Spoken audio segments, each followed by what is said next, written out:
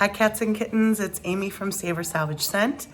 I hope this finds you doing really well. For those of you who have connected with me in the channel before, I will just say I apologize for my break, which has been a few months long.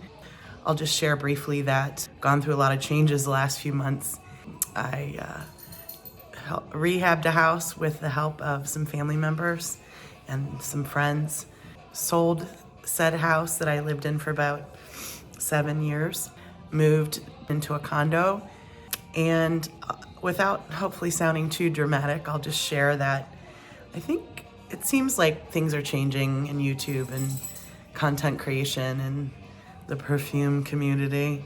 I was a bit burnt out because I feel like a lot of what is being shared and a lot of what is, what should I say, the people that are kind of, let's say, succeeding, being offered jobs and commission and all that, it seems like it's so much about pushing the same products and consumerism, and by no means is there judgment here in the sense of, obviously I'm a perfume collector, so this is something of great interest, and it is a question for me sometimes as far as like, where do I balance purchasing and collecting and trying with being reasonable and keeping my bills and my budget at a certain place, and et cetera, et cetera.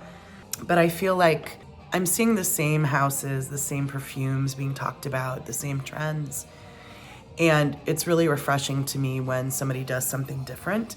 And there are certainly people that I watch that I think do so. And I've just been, frankly, reflecting on what drives meaning and also kind of combating the things that are tougher in life. And for me, I'll just share, I struggle with addiction in certain ways, and also with consumerism and with this content creation culture that I feel like is very much focused on fear of missing out, constantly buying the new thing.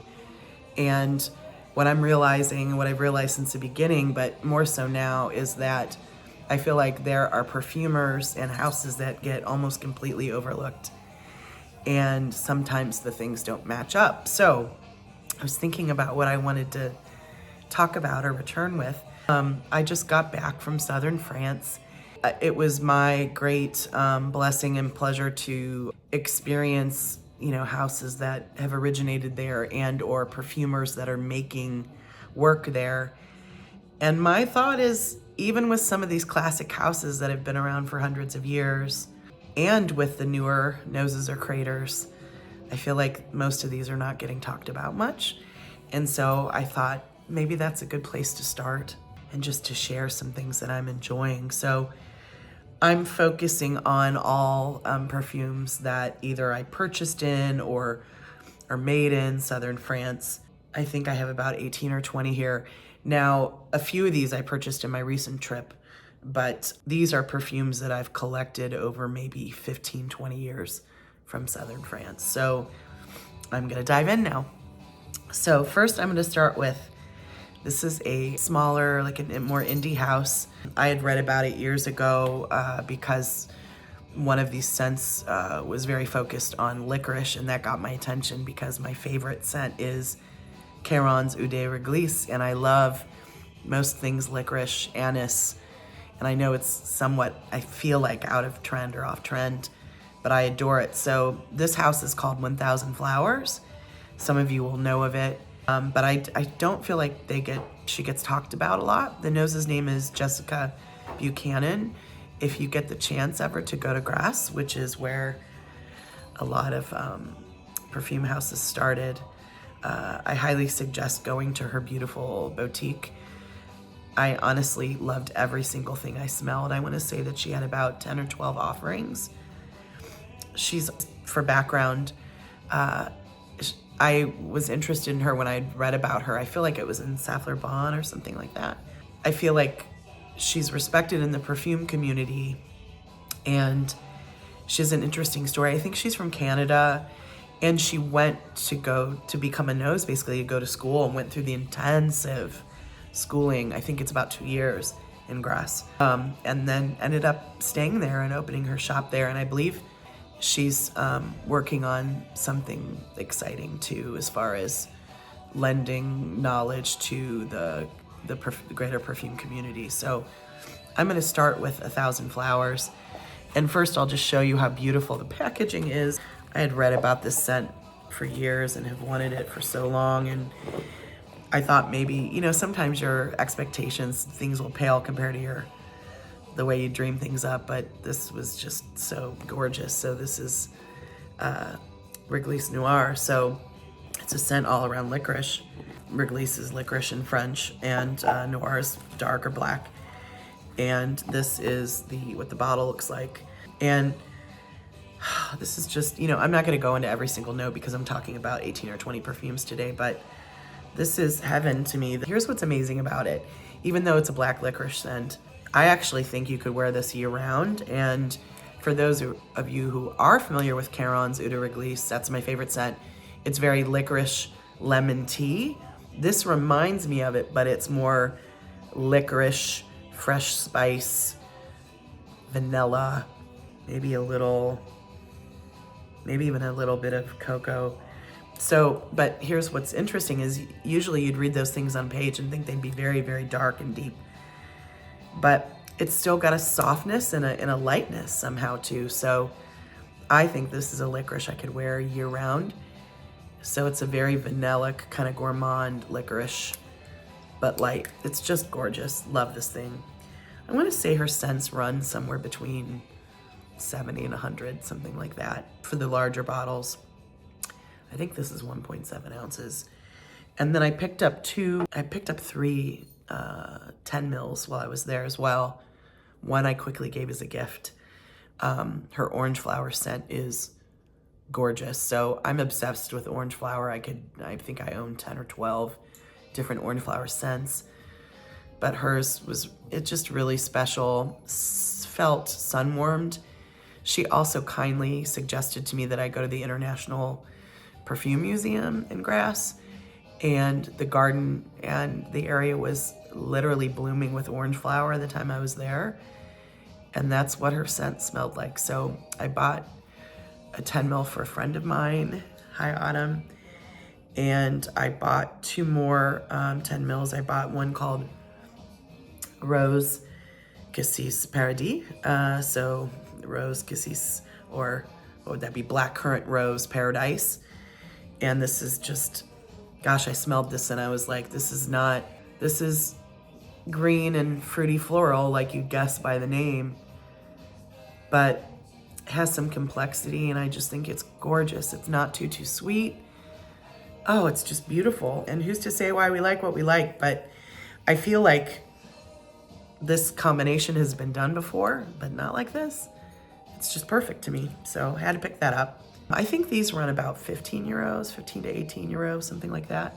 And then the other is Petal Sous le Soleil. So petals under the sun.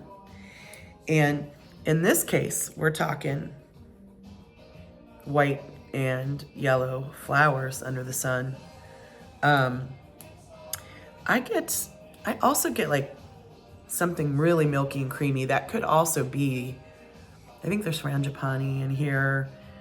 Oh, I forget what other florals. If I had to guess, oh gosh, probably jasmine, frangipani, but it's got a butteriness, a milkiness. And then for me, at least, it gets super powdery. In fact, the first thing I smelled was powder, actually. So for those of you who don't like powdery scents, this might not be for you, but for this girl, and again, there's a lot of white floral scents in the world, but I'm telling you what, I smelled this and I was like, oh yeah, this is incredible. I love this. It even smells a tiny bit beachy to me, but not like suntan lotion, more like Nice, southern France beach. Floral, sun and sand. It's beautiful. So Petal Soleil, beautiful. So those are the ones I'm going to talk about from 1,000 Flowers. Next, I'm going to talk about some of the older houses, and perhaps I should start with, Fragonard and Molinard. They've been around for hundreds of years. My understanding is the reason that Grasse became kind of like France's, or maybe even Europe's perfume kind of capital. It's where so many perfume elements are grown. So in addition to these houses that proudly located there and market their scents there, I believe that other big houses like Dior, I forget, I think some of the Louis Vuitton owned houses grow their flowers there. So while I was there, so Mimosa had just gotten done blooming. When I got there, florals from the bitter orange tree were in full bloom and incredible. Iris was blooming. May Rose was just starting. I believe if you get later in the summer, like more toward August, then you're gonna get jasmine and some other things. I'm forgetting things, I'm sure, that are grown there. Something like a third of Europe's floral consumption for perfume is through Grasse. So it's this perfect kind of microclimate. You're just, a stone's throw from the ocean. In some places in Grasse, you can actually see the snowy tops of the Alps, but yet it doesn't get so cold that things freeze terribly, and it doesn't get it gets warm, but it doesn't get so terribly dry or hot. So this perfect microclimate. I'm gonna talk about, first, I think I'll start with Fragonard, one of the older houses, might be the oldest house there, but Fragonard, Molinard, and Galimard, I think, are like considered the three older giants, and my understanding is the reason, beyond the fact that it's like the perfect growing climate, that Grasse became the perfume capital is because originally, actually, they were producing leather, and I think more specifically gloves. They had a very awful kind of like badly animalic smell, and so part of the reason they started creating like orange flower water and jasmine and some of the things was because they needed something to soak the gloves in to make them smell better. So that's kind of how the perfume thing started. Very interesting. I will also say, for any of you who have not been to southern France or have interest in going, one of the wonderful things is most of these houses offer tours, I think for free. And I know for a fact that all three, Fragonard, Molinard, Galimard, all offer like a perfume making course. The one I took, I'll get to in a minute, was through Molinard, and it was kind of their mini. I think it was about 40 euros, and you made your own scent. You walked away with a 30 milliliter bottle of perfume that you created from, or cords that they offered. But a few of them have more complex classes. I think they're a day or two. I think those are closer to like 100 euros. And then you walk away with, I think, bigger bottle of perfume as well, and learn a lot more. And but I believe all three of the houses give free tours. And I'll just say, one of the wonderful things about purchasing perfume there is, my experience was these were really affordable. Anywhere from, 10 to 15 euros for a 10 milliliter to maybe the tops would be 60, 75 euros. So for those of you who aren't familiar, the euro is pretty close to the dollar now, worth a little more. So I'm saying like the values are somewhere between $15 and probably $100. So I'm going to talk next about Fragonard. And let's see, two scents that I've been wearing like crazy since I bought it a couple of years ago is Belle de Grasse. One of the things about Fragonard is just their bottles are gorgeous, and I'll show you an example of one of their boxes. Really beautiful. One of my cats is, trying to take down the world right now. So Belle de Grasse. This is, oh my gosh, the most gorgeous spring summer scent. And what I love about it, it's got a carrot seed note, has iris. It also has like mimosa, heliotrope, violet leaf. So it's not your average spring iris or floral. It's got like a mixture of really interesting things, and it's just so fresh and beautiful. It's not terribly, terribly sweet. So gorgeous, and really great price for this 3.4 ounce bottle. They have a whole Belle de line, and this is Belle d'Au.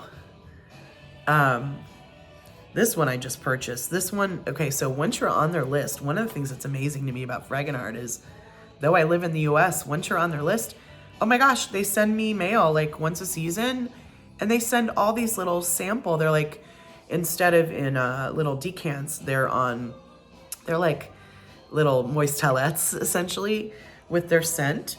And so this was something they sent, and I like obsessed. I wore it over 2 days, and I just couldn't stop thinking about it. So this, I'm an orange flower lover, and that is the main focus of this. But what's interesting to me about it is it also has amber in it, and it smells even a little musky to me. So to me, it's got this depth, and it's just this gorgeous, deeper orange flower, and it was very long lasting. So this is Belle d'Arles. And then I will talk about, let's see, 2 more. One is Mademoiselle Amour. And, you know, maybe as you could guess by the bottle, this is really, I think, supposed to be, and the name, is supposed to be more youthful. And again, why do we like what we like? I have smelled something similar to this a million times, but yet this is the one that got me. It is raspberry, strawberry. God, what else am I getting? Am I even getting, yeah, sweet pea. Raspberry, strawberry, and sweet pea. There are a couple Burberry scents that remind me of this, but for some reason, this is the one. It's so beautifully fruity, but yet not too juvenile for me. And I just love it. And it's really, this one's really affordable. I want to say it's about 30 euros. And I don't know, I've been really getting into, it's funny, I've really been craving fruit lately in perfume. So this really scratched an itch, and I'm loving it. Mademoiselle Amour. And then lastly, back to my licorice love. This is Mon Immortelle. And oh, this is so good. And it's funny because I don't think it's rated very highly in Fragrantica. I tend to like things that not a lot of people love, honestly. So, like licorice. But with the licorice, you've got like, gosh, I'm gonna spray this one.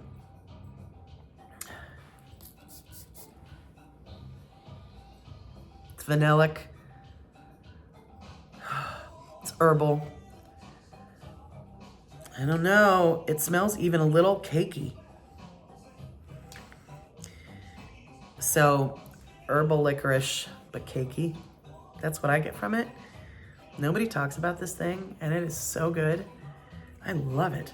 And this is another one that's, I want to say it's around 40 euros. It's great price. Really good. You won't smell like everybody else. So, there we've talked about Fragonard. Wonderful house. Next, we'll talk about Molinard. And I just want to show you quickly, I could have shown you a lot of other things that are not perfume related, but Molinard, I actually did their factory experience, and that's where I took the little class. God, it was stunning. That factory, I'll never get over it. Just really cool. It felt very Spanish. And this is an example of one of their gifts. This was a soap combo, 3 soaps. And I think this is around 15 euros. And this one is Mimosa, their vanilla, and a green, like a vert soap. Oh my God, these are heaven. All 3 of them were heaven. So this is a gift for one of my loved ones. But just to give you an idea of their beautiful packaging. So I'm gonna share with you, now these are the ones that are probably talked about most. All right, so first is their vanille scent. Their vanilla scent. This is very, you know, like a lot of humans, I love vanilla. And this is just a perfect, to me, this is a perfect sweet, but not too thickingly sweet vanilla. Pretty straightforward. It doesn't last a whole long time, but definitely people have complimented me an hour or 2 into work. So it lasts a few hours on me. And it's just a perfect, not too sweet, not too medicinal vanilla. I love the thing. It's gorgeous. and pretty well priced. And sometimes it'll even show up on Fragrance Net and things like that. So here's one that no one talks about. I saw it when it was released, I think about a year and a half ago in Paris, and tried it. And I was like, why didn't I buy that thing? Oh my God, I couldn't stop thinking about it. This is called Mirea. And look at this cool bottle. This is part of like I think a Mediterranean line that they did. And I could not find this in the States until just recently. I think it hit Fragrance Net. So the price is pretty good. I want to say about $40. And what I loved about this, when I first sprayed it, I got aquatic and green. And I'm not typically an aquatic green lover. So when I find one I like, I'm like, ooh.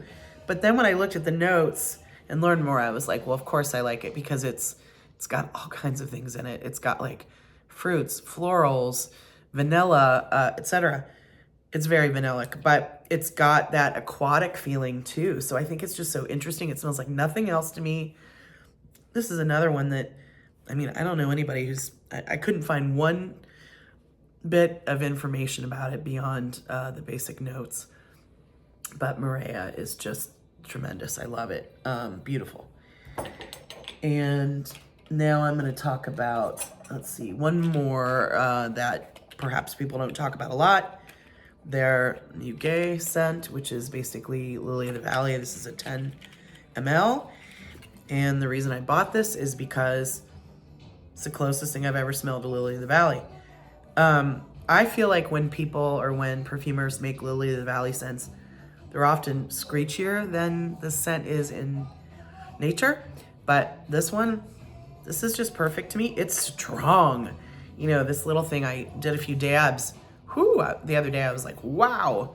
It's very strong, but very good Muguet. So Lily of the Valley scent. And then I'm going to talk about two of their older scents that I think at times were talked about, but not much anymore. And I don't understand because they're so good. Okay, so first, one of their first is Habanita. A lot of you will know the bottle. I'm going to be frank.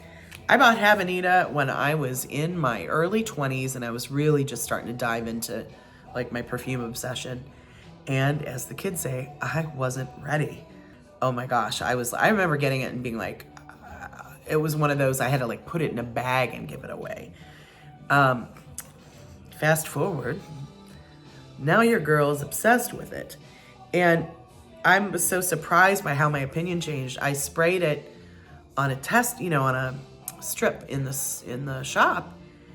And then when it dried down, I was like, oh my God. So essentially, what is this thing? If you're not familiar, it is, for me, it's really powdery, spicy, tobacco-y. And my understanding is it might have even been created to like scent or to cover over the smell of tobacco or tobacco use.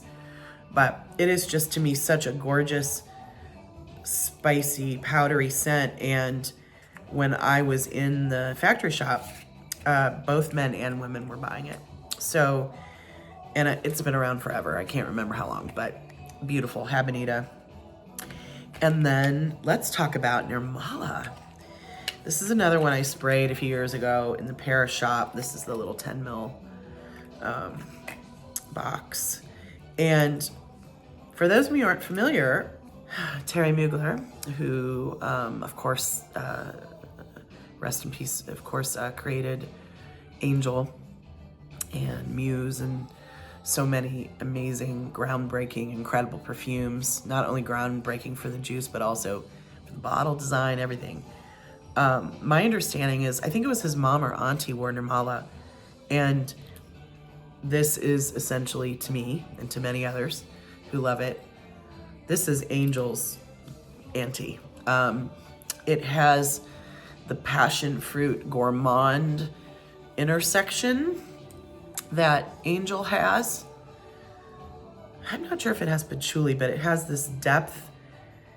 And even though I don't think vanilla or coffee or rubber is a note, like you get that feel in Angel, I get some of that in this too. And this is one where if you just smelled it straight out of the sprayer, or at least for me, I wouldn't think much of it. I didn't think much of it when I first sprayed it in the shop. and then it dries down and it's heaven. So Nirmala by Molinard. So now let's move on to just a few more random scents.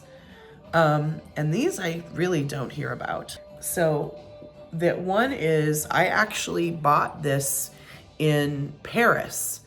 This is a perfumer named Christian Louis. I will put information in the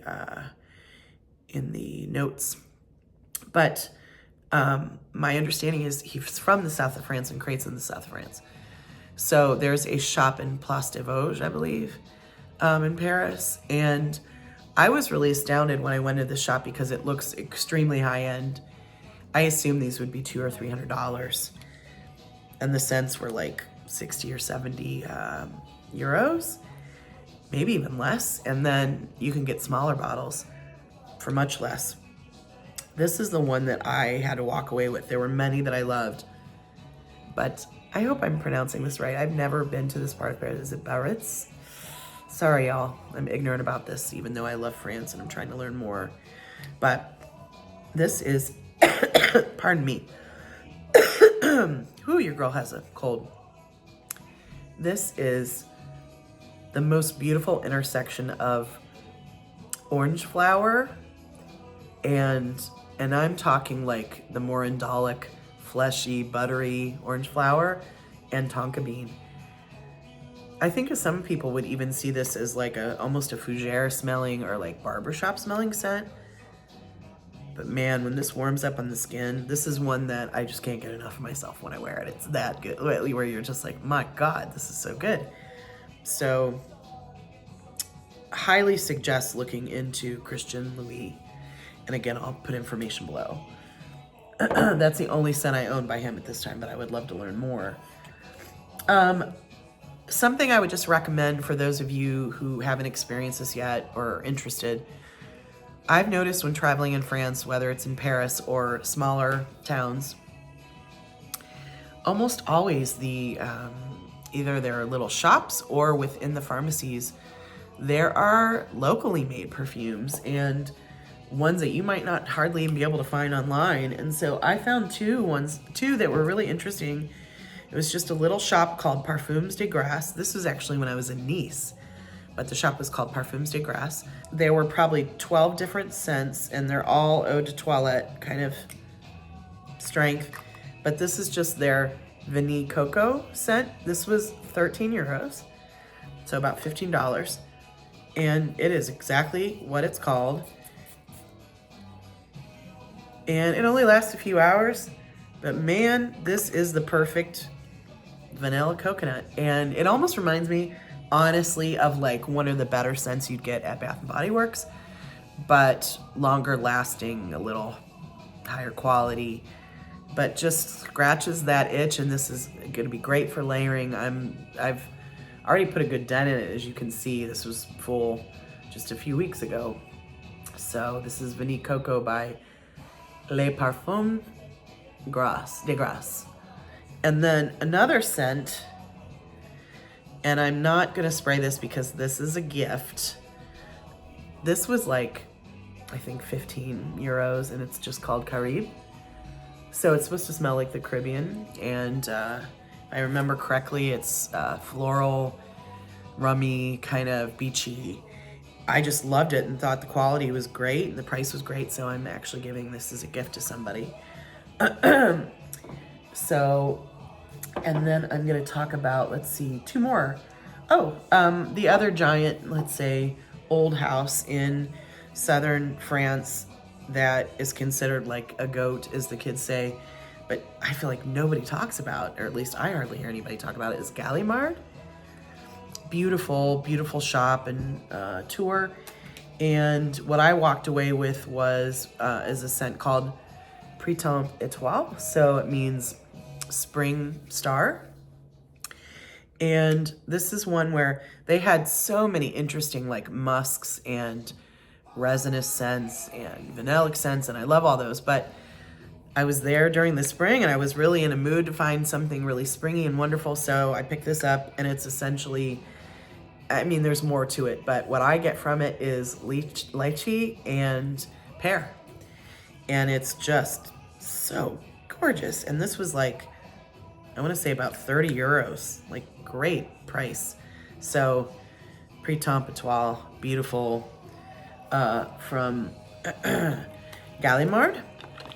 And then last but not least, if you go to the Grasse area, I would say the coolest thing I did was, so again, Jessica, the nose from 1,000 Flowers, recommended that I go to the International Perfume Museum.